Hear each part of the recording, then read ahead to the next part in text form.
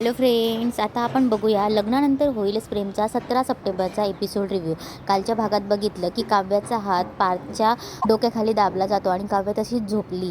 तेव्हा पार्थ ओरडतो सकाळी आणि काव्य दचकून उठते. तेव्हा काव्य बोलते, बावळटे गाव पार्थ, किती जोरात ओरडलात, मी दचकले ना. तेव्हा पार्थ बोलतो, मी पण दचकला ना. बाय द वे, माझ्या उशाशी काय करत होता तुम्ही. तेव्हा काव्याचा हात दुखत असतो. काव्य हात चेपत असते. तेवढ्यात पार्थ बोलतो, हात दुखतोय. तेव्हा काव्य बोलते, हो तुमच्यामुळे. तेव्हा पार्थ बोलतो, माझ्यामुळे कसं काय. तेव्हा काव्य बोलते की काल थंडीने कुडकुडत होतात, एसीचं टेम्परेचर वाढवायला गेली तर रिमोट सापडत नव्हतं, त्यामुळे तुमच्या काळजीपोटी तुमच्या अंगावर पांघरून घालायला गेली आणि माझा हात अडकला तुमच्या डोक्याखाली. तेव्हा पार्थ हसून लाजून बोलतो, काय सांगता. तेव्हा काव्य डोळे वटारून बघते आणि बोलते, हे काय एक्सप्रेशन आहे.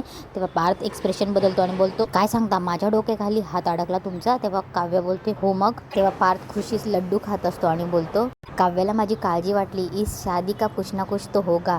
तेव्हा काव्य जोरात ओरडते, कुठे ठेवला आहे तो रिमोट. तेव्हा पार्थ बोलतो, मला काय माहीत. तेव्हा काव्याचं लक्ष जातं रिमोटकडे. तेव्हा पार्थ पटकन त्याच्यावर ब्लँकेट टाकतो.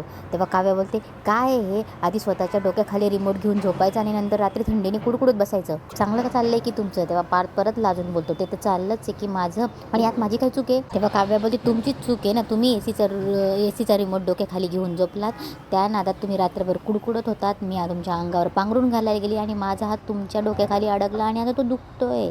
तेव्हा पार्थ बोलतो, खरंच दुखतोय का. तेव्हा काव्य बोलते, नाही, मला ना खोटं बोलायची सवय आहे, खोटं बोलणं हा माझे छंद आहे, हॉबी आहे. तेव्हा पार्थ हसतो आणि बोलतो, खोटारड्या. तर काव्य बोलते, तेव्हा पार्थ हसायला लागतो. काव्य बोलते, हसताय कसले.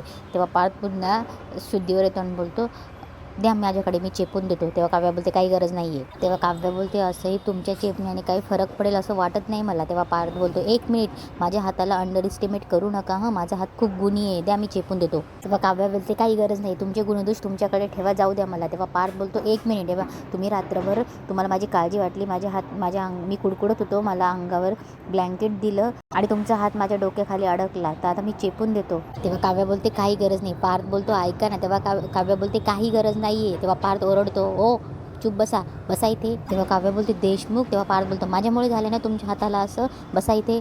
तेव्हा पार्थ बोलतो, बसा इथे, टेका, हात द्या. आणि पार्थ काव्याचा हात चेपून देत असतो. तेव्हा काव्यालाही खूप छान वाटत असतं. पार्थ आणि काव्य एकमेकांकडे चोरून बघत असतात.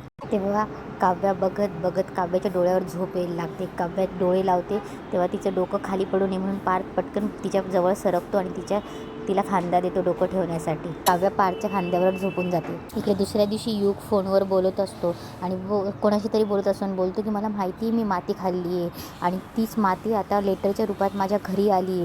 उगाच त्या मुलीच्या नादी लागलो आणि स्वतःहून ओढावून घेतलं हे सगळं. तेव्हा युग फोनवर बोलत असतो की काही जरी झालं तरी या आठवणी डोक्यातून जात नाही यार, पण बघू आता तरी मी या गोष्टी कोणाला सांगणार नाही. युग फोनवर बोलत असतो. अचानक तिथे नंदिनी येते.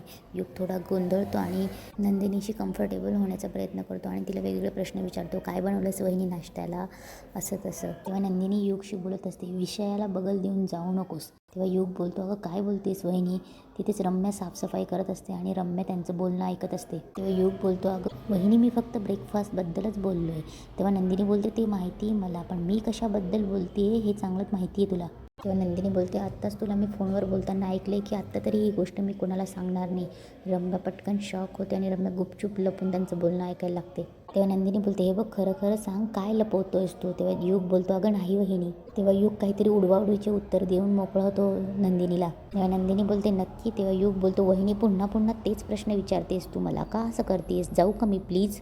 नंदिनी पुन्हा बोलते, युग. तेव्हा युग बोलतो, काय वहिनी सारखी काय थांब करतेस मला. तेव्हा नंदिनी बोलते, युग हे बघ, तू जेव्हापासून आलाय तेव्हापासून घाबरल्यासारखं वाटतोयस मला. गणपतीत सुद्धा तू बाप्पासमोर किती वेळ हात जोडून उभा होतास, डोळे भरले होते तुझे, पाहिलंय ना मी. काही झालं तरी तू माझ्याशी प्रॉब्लेम शेअर करू शकतोस. आनंद निवासमध्ये मी किती लोकांचे प्रॉब्लेम सॉल्व्ह करते. जे बोलत नाहीत ते बोलायला लागतात. तुझ्या मनात जे काही असेल ते मोकळेपणाने शेअर कर माझ्याशी. हे बघ, तू कितीही लपवत असलास तरी तुला माहिती आहे की जे काहीतरी आहे ते तू मला सांगत नाही आहेस. हे बघ, वहिनी म्हणून नाही, मैत्रीण म्हणून तू शेअर करू शकतोस मनातलं.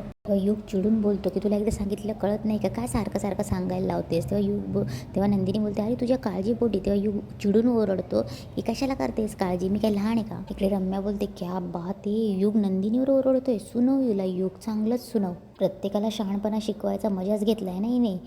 उतरवीचा मिजाज. तेव्हा युग जोरात नंदिनीवर ओरडतो की बघ, माझ्या पर्सनल लाईफमध्ये मला इंटरफेअर केलेलं आवडत नाही, त्यामुळे तुला कळतं आहे का, लिव्ह मी अलोन असं तो ओरडतो. तेवढ्यात तिकडनं जीवा येतो आणि जोरात ओरडतो, युग कसं बोलतोयस तू नंदिनीशी, अरे नंदिनीशी बोलतोयस याचं भान ठेव. तेव्हा युग बोलतो, अरे मग सांग ना तुझ्या बायकोला माझ्या लाईफमध्ये इंटरफेअर करायला नको लावूस. तेव्हा जीवा बोलतो, अरे तुमची काळजी केली तरी लगेच तुमच्या जनरेशनला इंटरफेअर वाटतो का रे. तेव्हा युग बोलतो, तुला माहिती आहे का आमच्यामध्ये कशामुळे भांडण झाले ते. तेव्हा जीवा बोलतो, मला जाणूनसुद्धा घ्यायचं नाही आहे, कारण नंदिनी तुला राग येईल असं बोललीच नसेल याची गॅरंटी आहे मला. तेव्हा युग बोलतो, हो रे बाबा बरोबर आहे, आता काय बायको आली भावाशी तू असंच वागणार. तेव्हा युग बोलतो, आणि हो नंदिनी वहिनी, तुला मी शेवटच सांगतोय, आय एम ऑल फाईन, माझ्यावर टेन्शन घेऊ नकोस आणि माझ्या एक्सप्रेशन्सवरून माझ्या मूडचा अंदाज लावू नकोस. तेव्हा युग जायला लागतो, जेव्हा त्याचा हात पकडतो आणि बोलतो, सॉरी बोल नंदिनीला. तेव्हा नंदिनी बोलते, अहो काही नाही, तो एवढा काही बोललाच नाही मला. तेव्हा जीवा तिला हात करून थांबवतो आणि बोलतो युगला की सॉरी बोल. तेव्हा युग बोलतो, माझा काय संबंध, मी नाही म्हणणार हिला सॉरी. तेव्हा जीवा बोलतो, आणि सॉरी नाही बोललास ना तर आत्ता तुझी बॅग पॅक करून तुला हॉस्टेलला पाठवून देईल. ही पद्धत नाही आहे नंदिनीशी बोलण्याची आणि आपल्यावर तसे संस्कारही नाही आहे, त्यामुळे सॉरी बोल. तेव्हा युग बोलतो, अरे पण दादा. तेव्हा जीवा बोलतो, सॉरी म्हणणार आहेस का तू. तेव्हा जेव्हा युगच्या गालावर हात ठेवतो आणि बोलतो, शेवटचं विचारतो, यानंतर विचारणार नाही. तेव्हा युग नंदिनीसमोर हात जोडून उभा राहतो आणि सॉरी बोलतो आणि जीवाला बोलतो, नाव हॅप्पी, आता जाऊ मी. युग रागाने निघून जातो. तेव्हा रम्या इकडे मनातल्या मनात बोलत असते, अरे वा, युग आणि नंदिनीमध्ये ठिणगी स्वतः नंदिनीमुळेच पडली. तेव्हा रम्या बोलते, आता आमच्या मनासारखं होऊ शकतो. नंदिनीवर चिडलेला युग आता मनातलं माझ्याकडे मोकळं करूच शकतो. तिथून रम्या जाते. जीवाचा तर नंदिनीवर थोडासा राग असतो. जीवा जायला लागतो तेव्हा नंदिनी बोलते, जीवा अहो कशाला त्याला सॉरी म्हणायला लावलं. तेव्हा जीवा बोलतो, कशाला म्हणजे, तो कसा बोलला, हॉस्टेलला जाऊन ना शिंग फुटली आहे त्याला, हा असा आगाऊपणा ना मी सुद्धा कधी केलेलं नाही आहे. तेव्हा नंदिनी बोलते, अहो ठीक आहे, ही वयच तसं असतं आणि या वयातली सगळीच मुलं थोडीफार फरकाने गरम डोक्याचीच असतात. अशा वेळी आपण प्रेमाने त्यांच्या जवळून मनातलं काढून घ्यायचं असतं. तेव्हा जीवा बोलतो, नाही खरं आहे तुझं, पण तू प्रेमाने सांगत असताना कोणी तुझा अपमान केलेला मला चालणार नाही. तेव्हा नंदिनीला हसायला येतं आणि युगला तो अधिकारसुद्धा नाही. तेव्हा नंदिनी हसून जीवाला बोलते, थँक्यू. जीवा बोलतो, थँक्यू क्या. तेव्हा नंदिनी बोलते, कालपासून चिडला होता माझ्यावर, आज माझी बाजू घेऊन माझ्यावरचा राग सोडला. तेव्हा जीवा बोलतो, अजिबात नाही, तुझी बाजू घेतली याचा अर्थ तुझा राग सोडला असं नाही. मला जे खटकतं तर मी सहजासहजी विसरत नाही. ते पार्थ ब्रेकफास्ट करत असतो तेव्हा तिथे मानिनी बसली असते. मानिनीच्या डोक्यात सारखा काव्याचा विचार येत असतो. तिला काव्य पार्थवर चिडते तेही आठवतं आणि ते काव्याकडून पार्थचं घड्याळ पडलं तो पार्थ तिला सांगताना तेही आठवतं. तेव्हा पार्थ तिला बोलतो, आई ब्रेड दे ना. तेव्हा मानिनीचं लक्षच नसतं. तेव्हा पार्थ पुन्हा बोलतो, आई ब्रेड दे ना. तेव्हा मानिनी बोलते, हा देते ना. तेव्हा पार्थ बोलतो, आई कसला विचार करतेस. मानिनी हसते आणि बोलते, पार्थ तुझा विचार करते रे, तू साधा आणि सरळ आहेस, मला असं वाटतं की तुझी फसवणूक कोणी करायला. पार्थ बोलतो, आई लोक कसलाही विचार करतात, माझी फसवणूक कोण करणार आहे. तेव्हा मानिनी बोलते, आम्हाला आई लोकांना काळजी वाटते, मुलांना त्रास झालेला आम्हाला सहन होत नाही.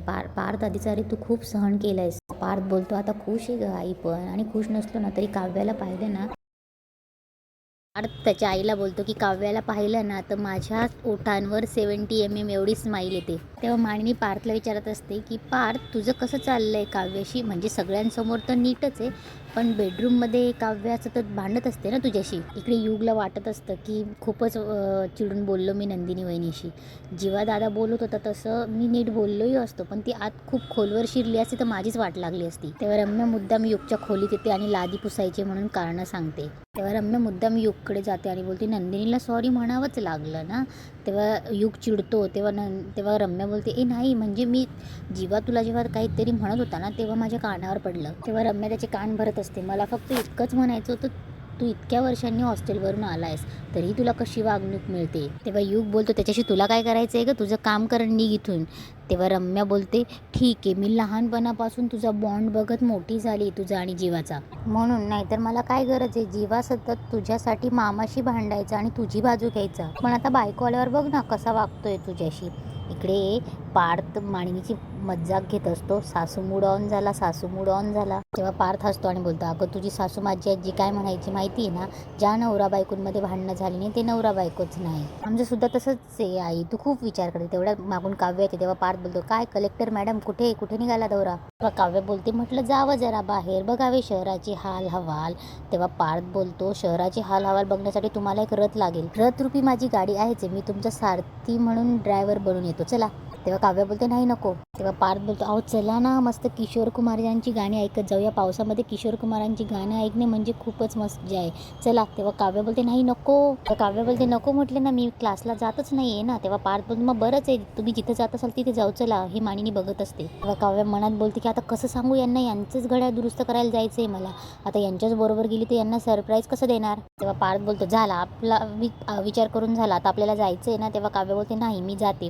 तेव्हा पार्थ बोलते येतो ना. तेव्हा काव्या बोलते नाही. तेव्हा काव्या बोलते नाही म्हटलं ना नाही. तेव्हा पार्थ बोलतो प्लीज. तेव्हा काव्या बोलते नाही. तेव्हा काव्याला कोणाचा तरी फोन येतो. मग मानिनी विचार करते पार्थ जर स्वतःहून सोडायला तयार आहे, विचारतोय तिला सारखा, तरी पण काव्या नाही का म्हणते. असं कुठे जायचं आहे काव्याला जिथे तिच्यासोबत तिला पार्थ नको आहे, असं मानिनी विचार करत असते. काव्या फोनवर बोलत असते हो मी येते, ते आलेच. हां काव्या बोलते पार्थ मला निघावं लागेल, मी येते. मानिनी काकू येते. हां तेव्हा पार्थ बोलतो बरं सावकाश जा. हां काव्या गेल्यावर पार्थ पुन्हा डायनिंग टेबलवर येतो. तेव्हा मानिनी बोलते पाणी पी जरा, नाश्ता केला आज पाणी पिला नाही. तसाच धावला तिच्या मागे, तहानही हरपली तिच्या मागे. तेवढ्यात पार्थ बोलतो काव्य नाश्ता न करताच गेल्या का आई. तेव्हा मानिनी पुन्हा विचारात पडते आणि तिथेच आजचा एपिसोड संपतो.